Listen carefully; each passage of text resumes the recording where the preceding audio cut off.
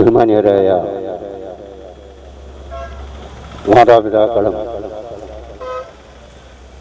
പ്രിയമുള്ള സഹോദരന്മാരെ, അല്പസമയം നിങ്ങളുടെ മുന്നിൽ നിന്നുകൊണ്ട് പ്രിയമുള്ളവരെ, ഈ കാലഘട്ടത്തെ ആസ്പദമാക്കി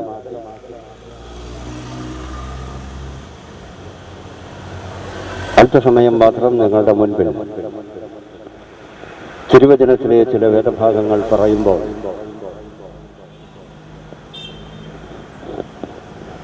ഇന്ന് വലിയ ഒച്ചപ്പാടും ബഹളവുമൊക്കെയായി കഴിഞ്ഞു പോകുന്ന മയക്കുമരുന്നെന്ന് പറയുന്ന വലിയ വിപത്തിൽ നിന്നും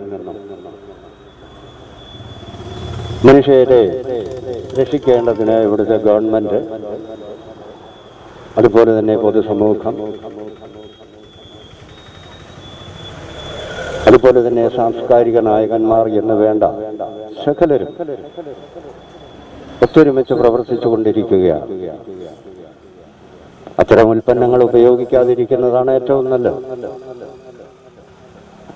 എന്നാൽ ദൈവം ആഗ്രഹിക്കുന്നത് അപ്രകാരമല്ല. തന്റെ മനുഷ്യർ, തന്റെ മക്കൾ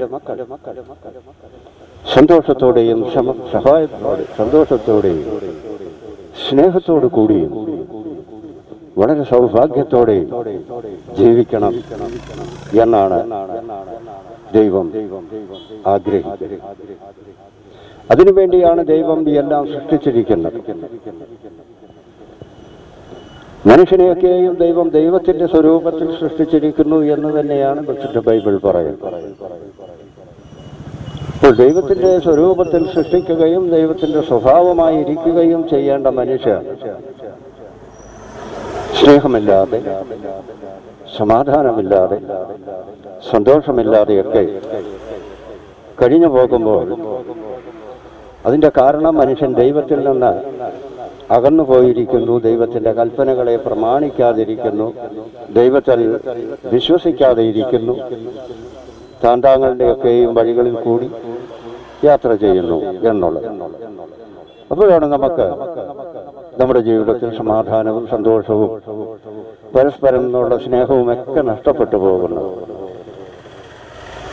ദൈവം നമ്മുടെ ഹൃദയത്തിൽ വസിക്കുന്നുവെങ്കിൽ ഒരിക്കലും അതൊന്നും നഷ്ടപ്പെട്ടു പോവുകയില്ല. അതെപ്പോഴും എന്നും നിലനിൽക്കും. അതെല്ലായിടത്തും ബൈബിളിൽ രണ്ട് പട്ടണങ്ങളെ പറ്റി പറയുന്നു. ഒന്ന് സോദോമും ഗോമോറും. അവിടുത്തെ ജനങ്ങൾക്ക് യാതൊരു സമാധാനവുമില്ലായിരുന്നു. എല്ലാവരും ദൈവത്തിന് വിരോധമായിട്ടുള്ള പ്രവർത്തികൾ ചെയ്തുകൊണ്ട് തലമുറകളായി ജീവിച്ചപ്പോൾ ഒടുവിൽ ദൈവം ആ ജനത്തെ നശിപ്പിച്ചു കളയുവാനിടയായി. അവരുടെ യാതൊരു ദയയോ ദാക്ഷിണ്യമോ ദൈവം കാണിച്ചില്ല. അതുപോലെ തന്നെയാണ് നിനവേ എന്ന് പറയുന്ന പട്ടണം. ആ പട്ടണത്തെയും ദൈവം നശിപ്പിച്ചു കളഞ്ഞു. യോന എന്ന് പറയുന്ന പ്രവാചകൻ അവരോട് ചെന്ന്, നിങ്ങളുടെ ദുഷ്പ്രവൃത്തികളൊക്കെയും ദൈവത്തിന്റെ മുൻപിൽ, ദൈവത്തിന്റെ സന്നിധിയിൽ ദൈവത്തിന് ഇഷ്ടമില്ലാത്തതായി തീർന്നിരിക്കുന്നു. ആയതിനാൽ നിങ്ങൾ മാനസാന്തരമുള്ളവരായി ജീവിക്കണമെന്ന് യോന പറയുകയും അതനുസരിച്ച് ഏതാണ്ട് 2 വർഷത്തോളം അവർ ജീവിക്കുകയും ചെയ്തു. അതിനുശേഷം അവർ വീണ്ടും അവരുടെ പഴയ വഴിയിലേക്ക് പോയപ്പോൾ ദൈവം ആ പട്ടണത്തെ നശിപ്പിച്ചു കളഞ്ഞു എന്ന് തിരുവെഴുത്തിൽ കൂടി നമുക്ക് കാണുവാൻ കഴിയും. ആയതിനാൽ പ്രിയമുള്ളവരെ, നാം ഓരോരുത്തരും സമാധാനം ആഗ്രഹിക്കുമ്പോഴാണ് ആ സമൂഹത്തിൽ ഏറ്റവും നല്ലൊരു സമാധാനവും സന്തോഷവും പരസ്പര സ്നേഹവുമൊക്കെ ഉണ്ടാകും. കാരണം ദൈവം എപ്പോഴും പ്രവർത്തിക്കുവാൻ ഒരുങ്ങിയിരിക്കുകയാണ്. നമ്മൾ ദൈവത്തിന് അതിനുള്ള അവസരം ചെയ്തു കൊടുക്കുക എന്നുള്ളത്. അപ്പൊ ദൈവത്തിന് അവസരം നാം ചെയ്തു കൊടുക്കുമ്പോൾ ദൈവം പ്രവർത്തിക്കും. അത് വലിയ അനുഗ്രഹം. ആ അനുഗ്രഹം നമ്മൾ പ്രാപിച്ചെടുക്കണം. അതിനായി തിരുവഴുത്തിൽ ഇപ്രകാരം പറയുന്നുണ്ട്, രക്ഷ എന്ന്. മത്തായിയുടെ സുവിശേഷം 10-ാം അധ്യായം അതിന്റെ 22-ാമത്തെ വാക്യം പറയുന്നത്, എന്റെ നാമം നിമിത്തം എല്ലാവരും നിങ്ങളെ പകയ്ക്കും, അവസാനത്തോളം സഹിച്ചു നിൽക്കുന്നവനോ രക്ഷിക്കപ്പെടും എന്ന്. അപ്പോൾ ഈ പ്രസംഗിക്കുന്നത് ആത്മാവിന്റെ രക്ഷയുടെ കാര്യമാണ്. ഒരു മനുഷ്യൻ ഇവിടെ ജീവിക്കുമ്പോൾ വളരെ കഷ്ടതകളും പ്രയാസങ്ങളും ഒക്കെയുണ്ട്. അതൊക്കെയും നമ്മുടെ പൂർവന്മാരുടെ കാലം മുതൽ ദൈവത്തെ അനുസരിക്കാതെ വന്നപ്പോൾ ദൈവത്തിൽ നിന്ന് ലഭിച്ച, അല്ലെങ്കിൽ ദൈവക്രോധമാണ് നമ്മളുടെ മേൽ വസിക്കുന്നത്. അത് കാരണമാണ് നമുക്ക് സമാധാനമില്ലാതെ വരുന്നതും സ്നേഹമില്ലാതെ വരുന്നതും സന്തോഷമില്ലാതെ വരുന്നതുമൊക്കെ. അപ്പോൾ രക്ഷയെന്ന് പറയുമ്പോൾ അത് ആത്മാവിന്റെ രക്ഷയാണ്. ഈ ആത്മാവിന്റെ രക്ഷ പ്രാപിക്കുന്നുവെങ്കിൽ മാത്രമേ ഈ ലോകത്തിലെ കഷ്ടവും നഷ്ടവും ഒക്കെ സഹിച്ച് ജീവിച്ചൊരിക്കൽ നാം ഇവിടെ നിന്ന് പിരിഞ്ഞു പോകും. ഇവിടെ നിന്ന് നാം പിരിഞ്ഞു പോകുമ്പോൾ നാം മറ്റൊരു ജീവിതം തുടങ്ങുകയാണ്. അല്ലാതെ ഒരു മനുഷ്യനും ഇവിടെ അവസാനിച്ചു പോവുകയല്ല.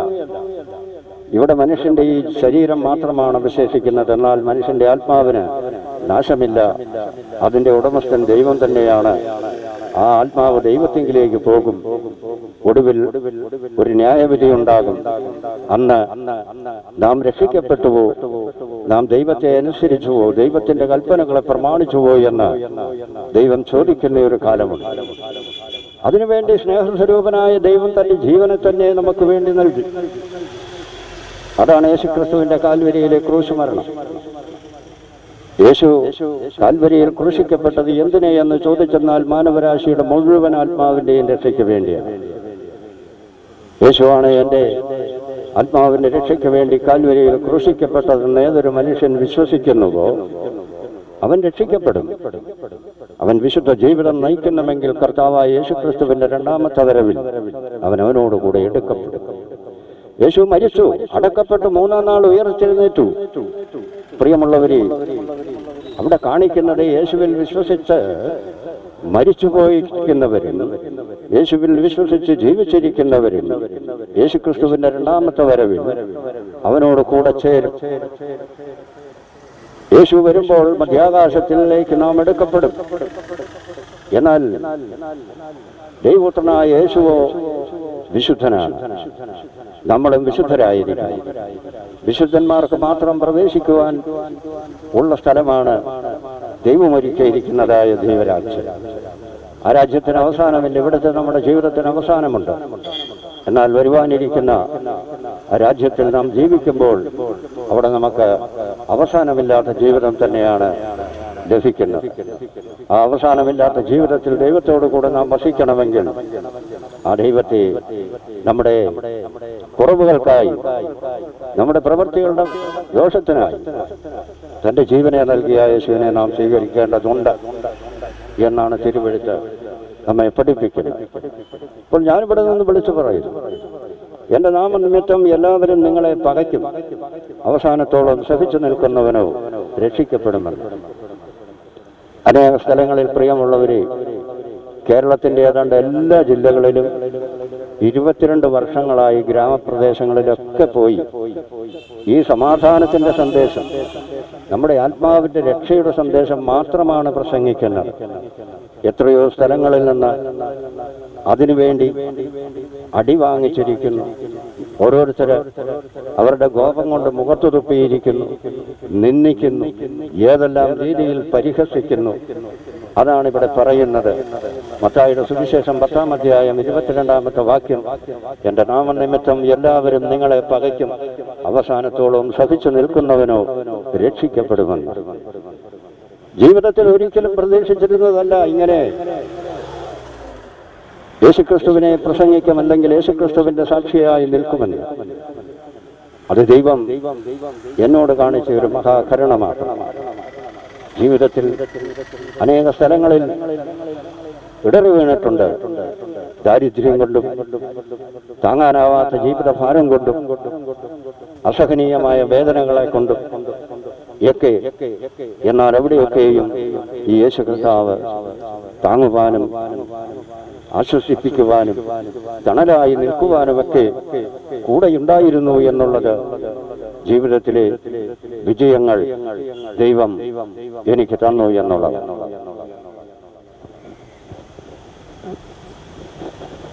അസത്യവും ലോകമോഹങ്ങളും അപേക്ഷിച്ച് ഭക്തിയോടും നീതിയോടും കൂടെ വിശുദ്ധ ജീവിതം നയിക്കുവാൻ വിശ്വാസിയെ പരിശുദ്ധാത്മാവ് സഹായിക്കുന്നു. ഇതിന് രക്ഷയുടെ വർത്തമാനകാല അനുഭവം അഥവാ വിശുദ്ധീകരണം എന്ന് പറയും. നമ്മുടെ ഈ ലോക ജീവിതത്തിൽ അതാണ് വർത്തമാനകാലം എന്ന് പറയുന്നത്. ഈ ലോക ജീവിതത്തിൽ നാം വിശുദ്ധരായി ജീവിക്കണമെങ്കിൽ പ്രിയമുള്ളവരെ ദൈവത്തെ ഭയപ്പെടുക തന്നെ വേണം. ദൈവത്തിൽ വിശ്വസിക്കുക, അത് ഏറ്റവും അത്യന്താപേക്ഷിതമാണ്. അങ്ങനെ നമ്മുടെ ജീവിതം മുൻപോട്ട് നയിക്കുമ്പോൾ തീർച്ചയായും തലമുറകളും അതേ പാത പിന്തുടരും. അതേ പാത തലമുറകൾ പിന്തുടരുമ്പോൾ അവരുടെ വിദ്യാഭ്യാസ സ്ഥാപനങ്ങളിൽ അല്ലെങ്കിൽ അവരുടെ വിദ്യാഭ്യാസ ജീവിതത്തിൽ അവരെ തകർത്ത് കളയുവാൻ ഒരു ശത്രുവിനും കഴിയുകയില്ല. അവരുടെ ജീവിതത്തിന്റെ ഏതൊരു വേദിയിലും അവരെ തകർക്കുവാൻ ഒരു ശക്തിക്കും കഴിയുകയില്ല. ആയതിനാൽ കാരണം ദൈവമാണ് അവരെ ഭരിക്കുന്നതും അവരെ നയിക്കുന്നതും.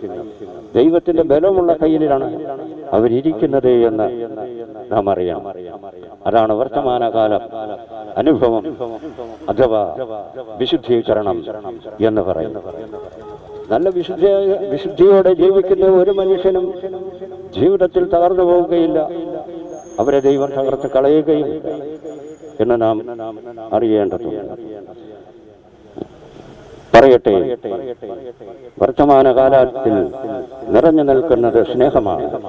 പരിശുദ്ധാത്മാവ് ഉള്ളിൽ നട്ട സ്നേഹത്തിൽ ജീവിതം ആത്മീയ അഭിവൃദ്ധി പ്രാപിക്കുകയും വിശ്വാസി ദിവ്യ സ്വഭാവത്തിന് കൂട്ടാളിയും ആകുകയും ചെയ്യും.